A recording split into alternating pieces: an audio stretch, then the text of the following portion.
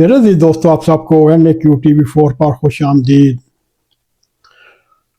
بسم اللہ الرحمن الرحیم۔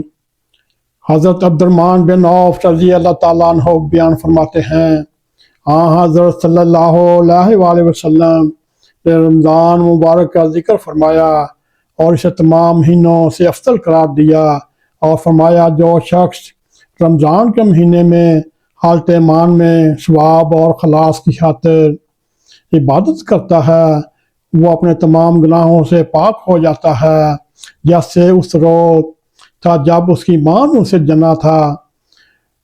تو ہر رمضان ہمارے لیے ایک نئی پیدائش کی خوشخبری لے کر آتا ہے۔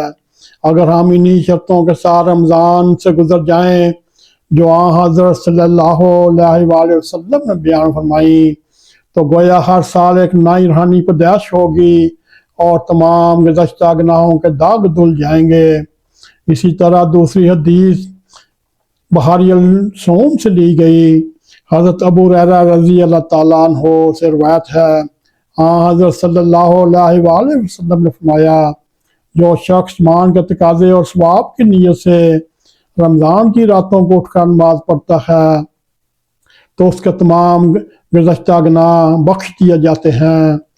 میرے عزیز دوستو، اگر دیکھا جائے ان حدیثوں میں تھوڑا سا فرق ہے۔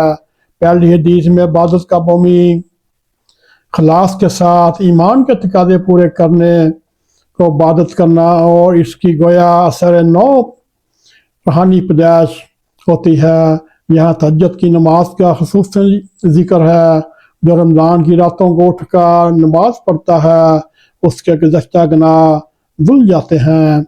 میرے عزیز دوستو، رمضان خصوصیت کے ساتھ تہجد ساتھ ایک تعلق ہے، یعنی تہجد کی نماز کہنا چاہیے خصوصیت سے رمضان کا تعلق رکھتی ہے۔ اگر دوسرے مہینوں میں بھی پڑھی جائے، اس پہلو سے وہ جو سب روزے رکھتے ہیں ان کے لیے تہجد میں داخل ہونے کا ایک رستہ کھل جاتا ہے، کیونکہ اس کے بغیر عام دنوں میں بھی تہجد پڑھنے کی کوشش کی جائے تو ہو سکتا ہے بعض کی طبیعتوں پر گراں گزرے، مگر رمضان کی رات کو تو اٹھنا ہی ہے، تو کیوں نہ روحانی غذا بھی انسان اپنے ساتھ شامل کر لے، اسے اپنے لیے ایک دستور بنا لے اور بچوں کو ہمیشہ تاکید کرے۔ اگر وہ سحری کے لیے خاطر اٹھیں، کم سے کم ان کو 2 نفل پڑھنے کی عادت ڈالیں۔ اگر وہ روزے کی عمر کو پہنچ گیا تو پھر ان کو ضرور نوافل کی طرف توجہ دلانی چاہیے۔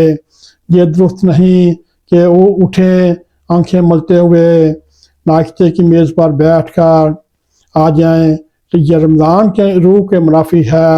اور جیسا حضرت صلی اللہ علیہ وآلہ وسلم نے فرمایا، اصل برکت تہجد کی نماز کی حاصل کی جاتی ہے، اور امید ہے آپ اس کو رواج دیں گے، اور بچوں میں بھی اور بڑوں میں بھی۔ میرے عزیز دوستو، آج کا مضمون یہ تھا جو آپ کے سامنے رکھا۔ اگر آپ کو پسند آئے اس کو لائک بھی کریں، اور اسی کے ساتھ ہمیں اجازت دیں۔ السلام علیکم ورحمۃ اللہ وبرکاتہ۔